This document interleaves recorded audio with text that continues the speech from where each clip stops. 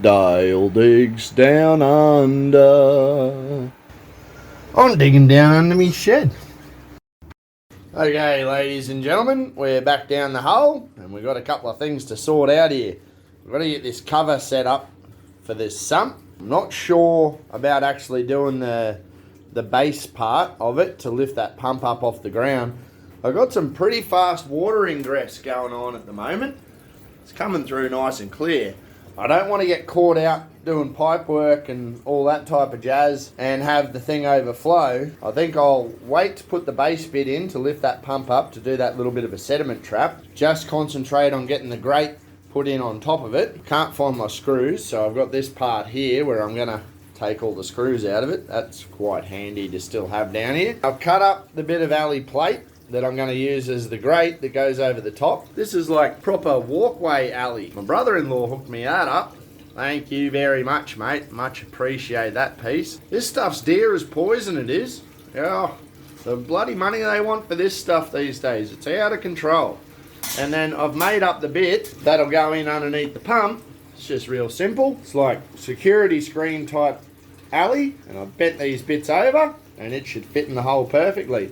And that's just going to rest at the bottom and keep that pump just up off the ground, so that way it doesn't sit down in the sediment anymore. That idea come from you guys. It's a bit of an iteration of what you guys suggested. I think that's bloody great. I was originally thinking about doing like a little tiny sump bit in the bottom of there, but that's going to work out perfect for just having that bit of clearance. Crap can be washed down into the hole through there, and then it'll fall through this grate and the pump won't go picking it up. Bloody you beauty, that's going to sort that out. Let's get these bolts and, well, let's get these screws stripped out of this thing and then get that timber put together, and then we can put that grate over the top.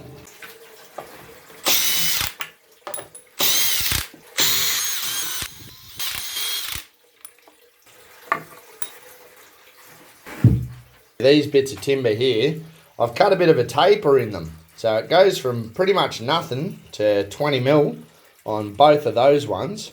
They go in the corner over there running that way and then back this way. And then this is just a full piece and it runs along this edge here. I've got another bit there that I'd like to set up just going back along that face, but I'll see if it actually needs it. I'm worried that if I put that in there, I won't be able to just sneak the timber straight underneath, and I want to be able to pull this up and out of there. So we'll give it a go with these three bits, and then if it needs that extra bit, we'll throw that into the mix. Oh, bloody hell. I managed to put that together arse about face.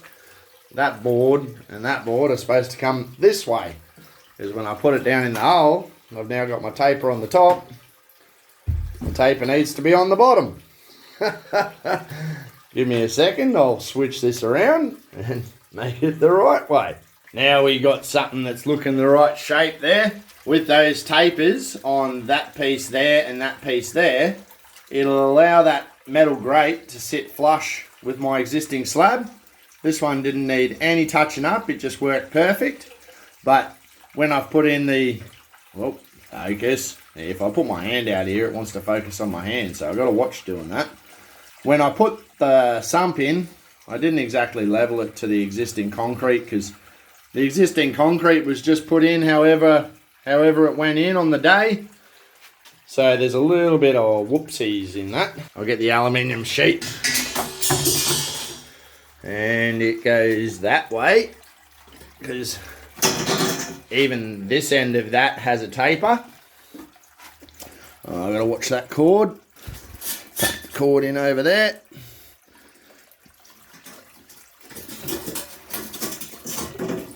There we are. Poke this in.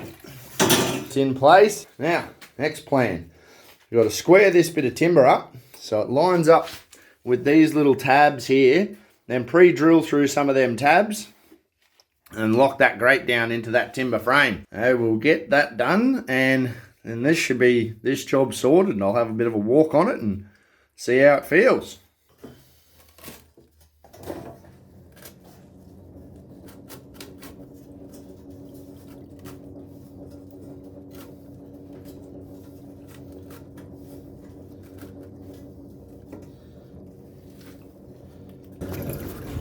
Well, I reckon that end there is looking pretty good. So I'm going to lick the stamp and send it on that bit. She's nice and flush to the ground. Follows that really nicely, so there won't be any edge that I can kick my foot on or cut anything open with, so the bucket should slide cleanly over it. And I've only gone and put 4 screws in it. So I put 2 on this end and 2 on that end, because that's joined together at both ends anyway. So if this board can't move backwards and forwards, that one can't move in any direction. So I think that's going to be problem solved there.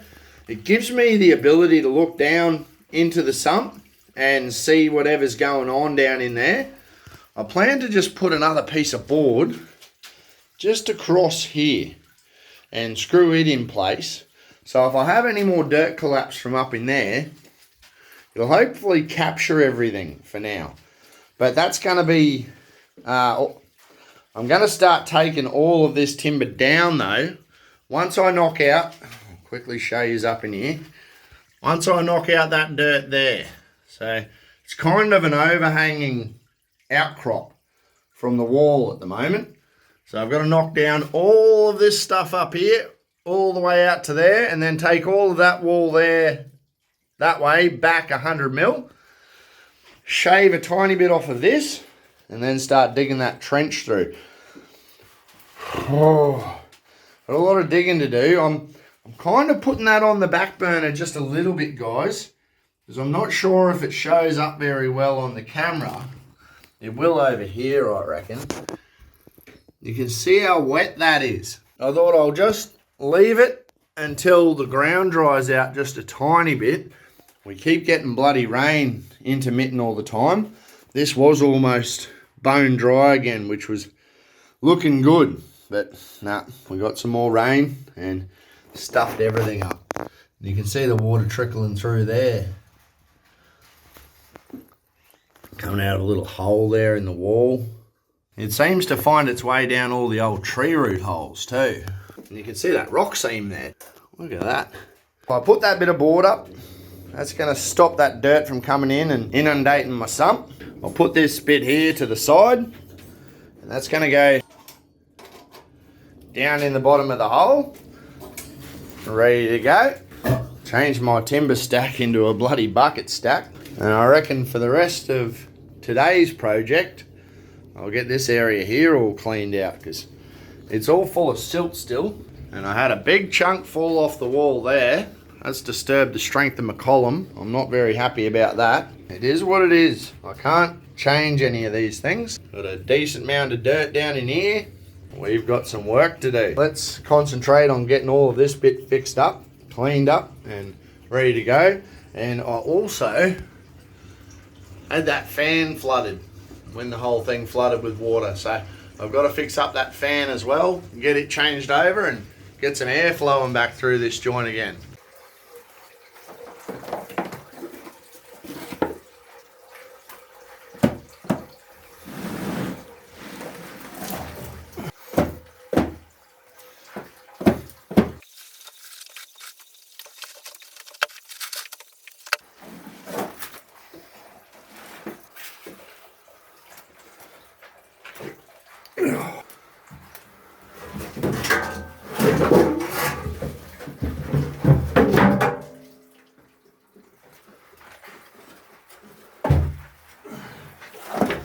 Oh, geez. The old ladder's had a bit of a hard trot. She's still kicking though. I'm a bit concerned with the state of the world at the moment, guys. I'm actually getting really bloody concerned with the state of the world. I see all this conflict happening in the Middle East. China looking at trying to take Taiwan. Buddy, all the BS that you know is happening where? Old poo and old mate. One of my main concerns is energy. Not so much us having access to gas and oil, because we've got a fair bit of that. It also makes us a bit of a target because we've got a fair bit of that. It's our electricity grid. We're all gung-ho on going solar and going wind and all of this because of our absolute muppet politicians that we have, and doesn't matter what side you vote for, guys, you're going to get the same shit in a different smell. I'm honestly looking at the fact that all our solar panels, they come from China. All our wind turbines all come from overseas. A lot of the stuff's made in China. Alright, so if we can't replenish them when they break, what do we do when we've gone and decommissioned all of our bloody coal power plants? You can't just bring these things back online. You can't just go, oh, we stuffed up and turn them back on. I think we're actually railroading ourselves into a big dilemma here. I can't do anything about it.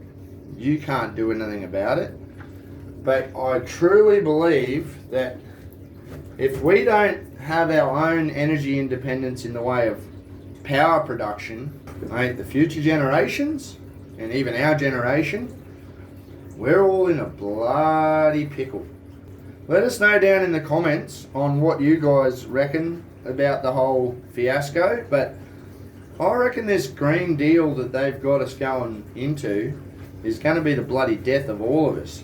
It won't matter if we save the planet, which we're not going to bloody do, and I don't think it's dying anyway. I think there's issues, but it's not going to bloody die on us. Yeah, I think we're going to be the ones that die, guys. I think we're going to be the ones that can't afford to keep the lights turned on. It's just not going to happen. And it's something that's really, really concerning me.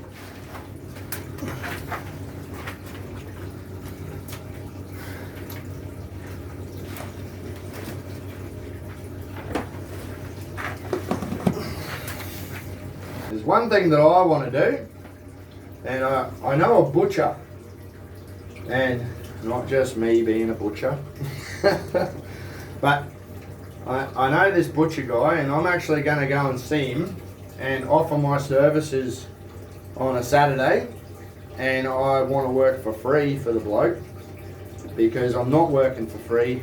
I'm going to gain the knowledge on butchering my own meat and how you do a lot of this stuff that I don't have any skills in doing. So I think that would be very valuable in the future, just in case something does go down and I need to provide for my family. Oh, that bloody stinks. Jeez, that stinks. So I think the ability to hunt stuff, to get your own food supply, I think that's going to be invaluable. It'll be worth more than any degree that anyone has, in my opinion, in the future. Because if you can get books on how the old timers cured their meats and kept their foods and stuff like that. See, before electricity came along, everyone did okay. All managed to survive, but they've literally made it so that electricity's come, you've got the appliances, and yeah, oh look, you'll have all this extra free time, won't you? You'll be able to go and do what you want on the weekends, and you won't have to worry about keeping your food right. But now we're working on weekends and doing overtime to pay for the bills that these things have created. So they haven't freed us, they've enslaved us. And that's what technology does under the whole guise of it's going to be convenient. It won't be convenient. It'll enslave you even more and make you more and more dependent. So I think that we all need to, if we're serious about caring for our families and caring for the future generations and everything like that, I really think we all need to start becoming more self-sufficient, more independent, because there's nothing scarier than a person that doesn't need the system. That's what scares them. And that's why they're doing all this BS of trying to make it so that we can't have chickens and we can't have enough space to provide for ourselves, and we have to rely on the mega conglomerates for all of our food and stuff like that. So I know that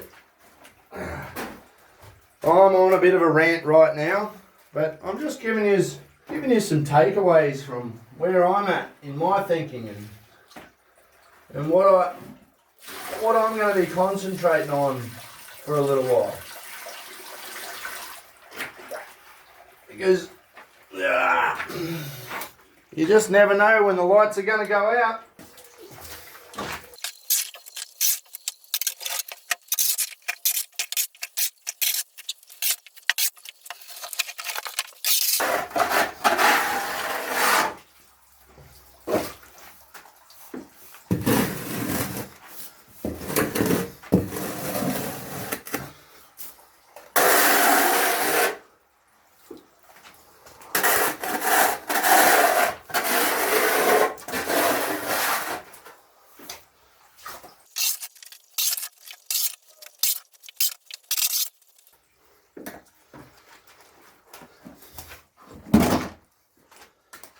One thing that actually interests me about all of you guys that watch these videos is why.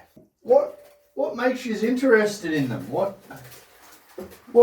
actually do you guys get out of watching my videos? You know, like, I try and make them entertaining for you guys. I try and like share some tips and stuff like that on how to do things, but it actually intrigues me of, are you doing it so you know how to build stuff? Are you interested in prepping? Are you just bored at the end of the day and happy to watch some crazy bloody bloke down in Australia dig a hole? Now make sure, if you want to leave a comment and let us know your thoughts on it. Like, are you guys preppers? Are you worried about the state of the world as well?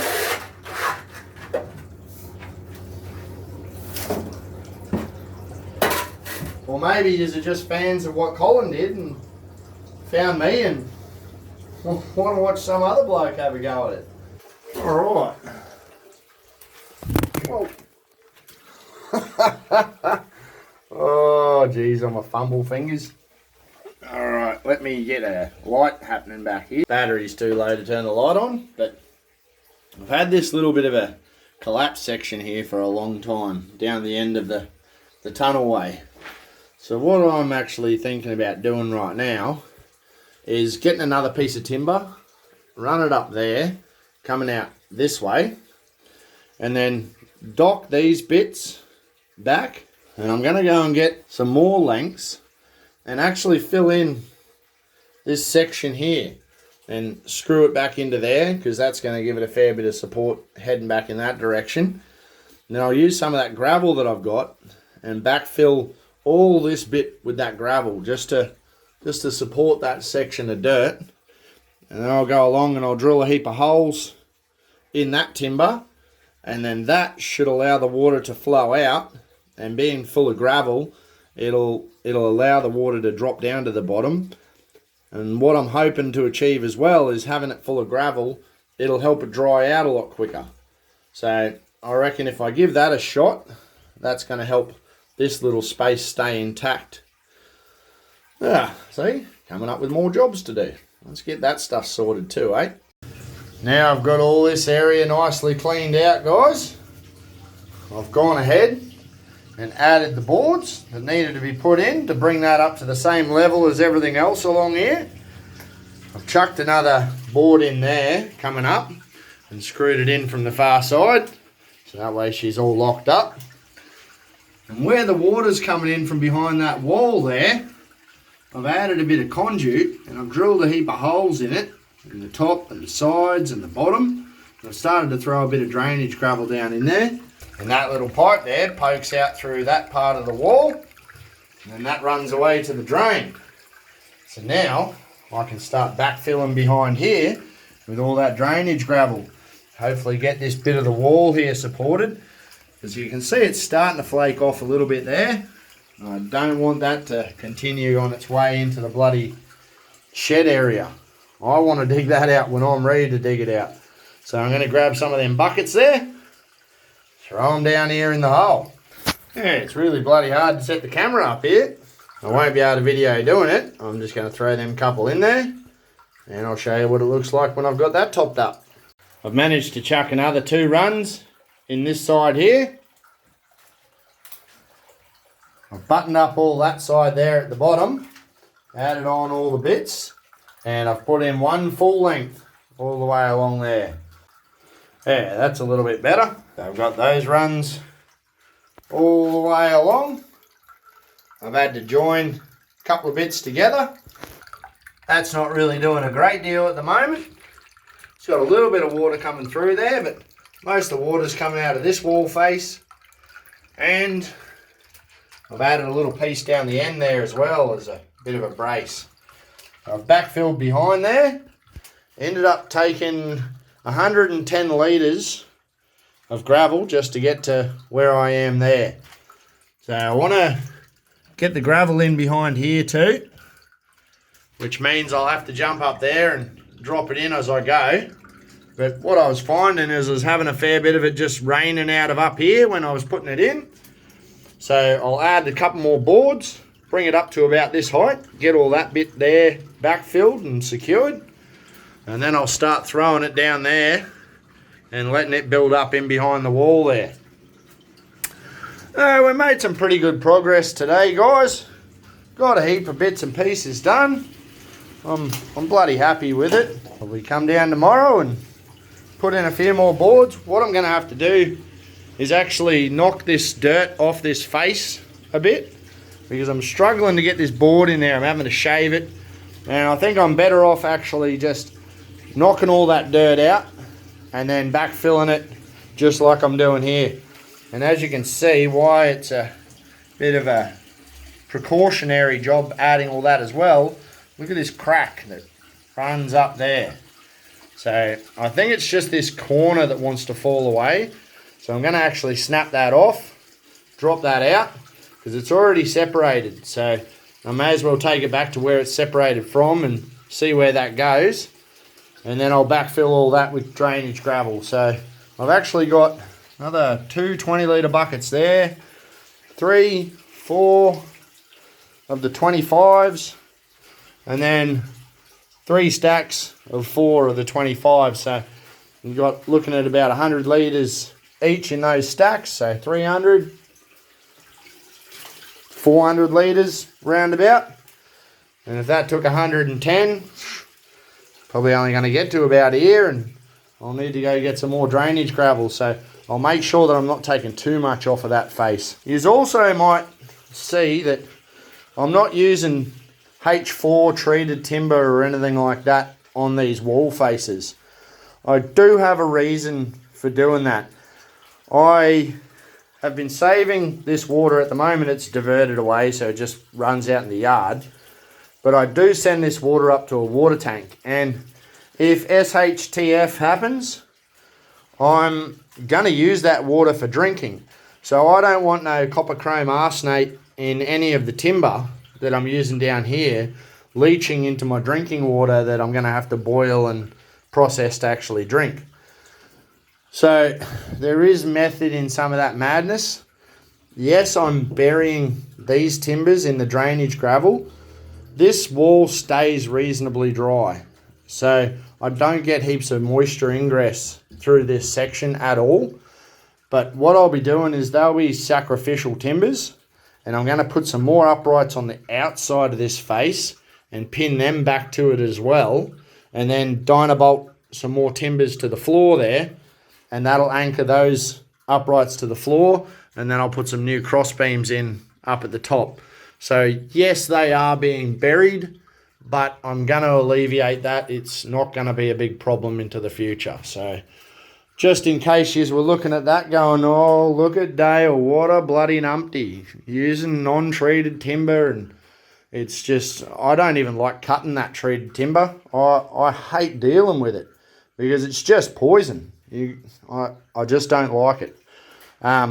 This will work fine. All the old timers back in the mines, they never had any of that type of timber. So long as it's kept reasonably dry. Yes, I know all my stuff is saturated, but after I get all of this bit buttoned up, which I'm concentrating on at the moment, I will be working away on putting in those better block walls along here. I just thought I would crack on with getting that bit all buttoned up and safe while I'm not digging that out. So that's on the back burner just until we get a bit of dry weather and I'm not having moisture just coming clean out of the face. I just don't want to disturb it. I find that if you don't disturb it and you leave it as a face that it has formed itself, it actually is less likely to just dislodge itself and break away. So, wish me luck, guys, on all this process. Make sure you chuck a like down the bottom if you did like the video and you've got something from it. It really helps me out. And throw a comment down below if you've got any tips, or even if you just want to say g'day and let us know where you're watching from. Okay, remember, small knocks break bloody big rocks. See you soon.